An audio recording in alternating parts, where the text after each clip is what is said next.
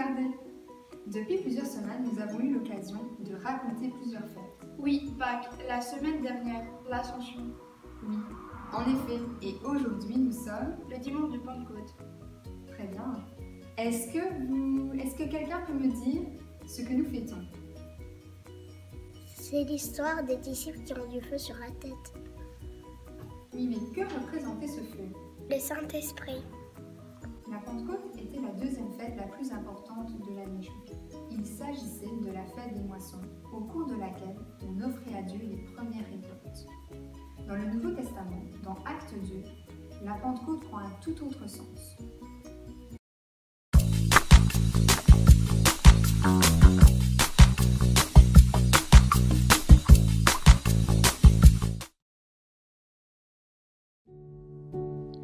Jésus était-il revenu à la vie? Les disciples avaient-ils volé son corps? Telles étaient les questions de beaucoup de Juifs. Le matin du jour de la Pentecôte, 120 disciples sont réunis pour prier. Tout à coup, un bruit vient du ciel, semblable à celui d'un vent violent, et remplit toute la maison.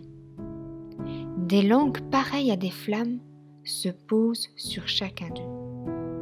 Ils sont alors tous remplis du Saint-Esprit et se mettent à parler d'autres langues selon ce que l'Esprit leur fait exprimer. Une force et un courage qu'ils n'ont jamais connus les remplissent. Au bruit, la foule se dirige vers le lieu où sont rassemblés les disciples de Jésus.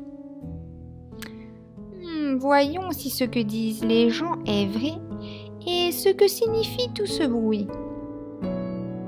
Ils trouvent les disciples et les écoutent. C'est donc vrai, chacun peut les entendre dans sa langue maternelle. Que nous venions d'Arabie, d'Égypte, de Rome ou de Crète, comment cela se fait-il? Ils sont complètement ivres. Des hommes ivres ne parleraient pas soudain en langue étrangère et avec une telle sagesse. Alors Pierre se lève avec les autres apôtres et d'une voix forte s'adresse à la foule. Nous ne sommes pas ivres, nous sommes remplis du Saint-Esprit, comme le prophète Joël l'a annoncé. Hommes d'Israël, Jésus vous a été livré selon la décision que Dieu avait prise. Vous l'avez tué en le clouant sur une croix, mais Dieu l'a ramené à la vie. Nous en sommes témoins. Les gens sont profondément bouleversés. Ils demandent à Pierre ce qu'il doit faire. Repentez-vous, changez de vie, et que chacun se fasse baptiser au nom de Jésus-Christ pour que vos péchés soient pardonnés, et vous recevrez le Saint-Esprit. Tu disais que tu avais besoin d'un signe du Seigneur pour te convaincre. Que dis-tu maintenant ?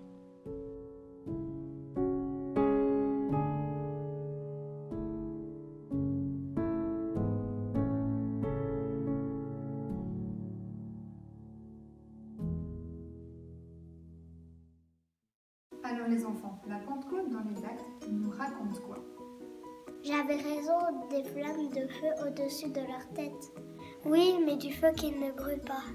Cela devait être impressionnant, avoir du feu au-dessus de ta tête et qui te brûle pas. Dans cette histoire, le Saint-Esprit est représenté comme du feu. Mais le Saint-Esprit est aussi représenté d'autres manières. Lesquelles? Le vent. Oui, l'histoire nous parle d'un vent violent. Et suite à ce bruit, comme un vent violent, que s'est-il passé? Ils ont parlé d'autres langues, mais on dit aussi qu'une force et un courage les remplissaient. Exactement les enfants, Jésus leur avait fait une promesse avant de quitter ses disciples.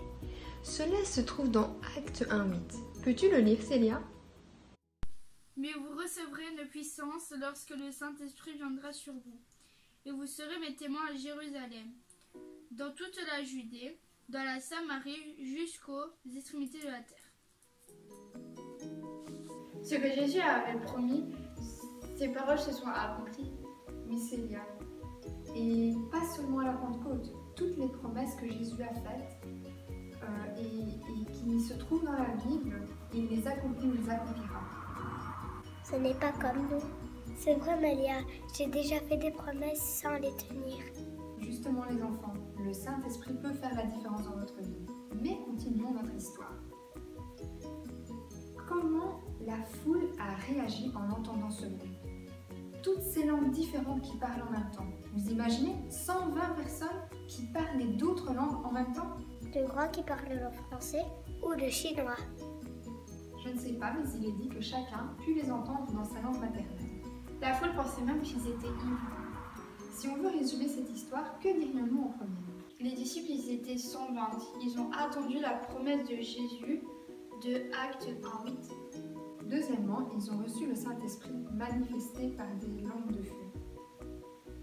Aujourd'hui, nous ne vivons plus les choses de cette manière.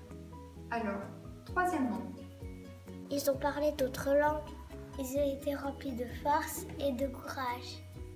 peut-être connaissez-vous une autre langue que le français, ou peut-être vous avez appris une nouvelle langue à l'école, mais dans ce cas-ci, les disciples ont parlé en d'autres langues sans les apprendre. La Bible nous précise que Pierre a prêché l'évangile et que 3000 personnes sont venues à Jésus. Vous imaginez Pierre, celui qui a renié Jésus, celui qui avait peur de dire qu'il connaissait Jésus, que c'était son ami? Être rempli du Saint-Esprit, c'est ne plus avoir peur de parler de Jésus. Quand quelque chose est important pour nous, comme un nouveau jouet, l'inscription dans un club, une nouvelle série, vous aimez en parler, et même beaucoup. Avec Jésus, c'est la même chose.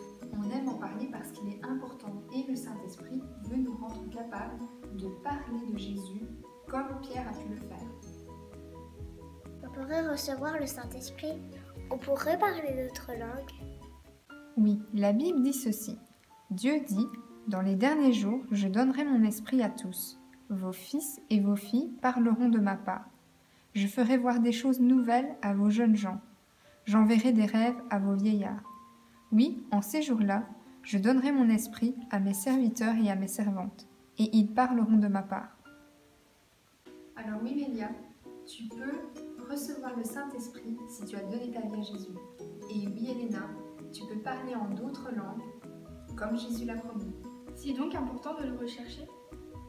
Oui, car on a pu voir dans Acte 2 comment le Saint-Esprit a bousculé les disciples et comment leur avenir a été complètement transformé. Eh bien moi, je veux aspirer à le recevoir. Je vous invite les enfants à prier pour cela et croire que cette promesse qui dit que dans les derniers jours, je donnerai mon esprit à Célia, à Mélia et à Elena s'accomplira. Cette histoire, vous pouvez la relire dans Acte 2. Et n'oubliez pas les enfants, cette promesse est pour vous.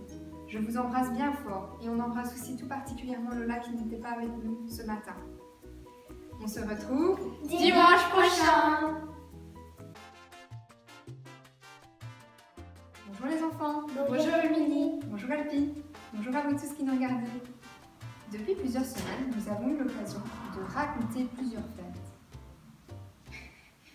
C'est pas le cas. Alors les enfants, Jésus avait promis, c'est ses paroles qui se sont... Jésus avait promis, ses paroles se sont accomplies. Ils étaient 120, ils ont attendu la promesse de Jésus dans A à 8. et n'oubliez pas les enfants, cette promesse est pour vous. Je vous en...